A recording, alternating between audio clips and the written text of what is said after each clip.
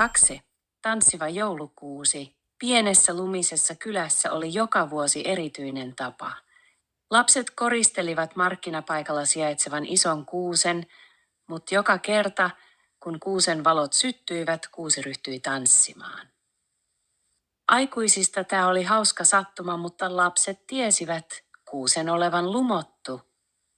Joka yö, kun kylän asukkaat menivät nukkumaan, kuusi hypähti maasta ilmaan ja ryhtyi iloisesti tanssimaan oksiaan ilmaan nostamalla.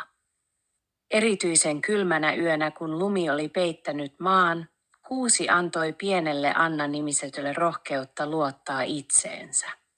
Tyttö istui kuusen edessä itkien ja kertoen huolistaan.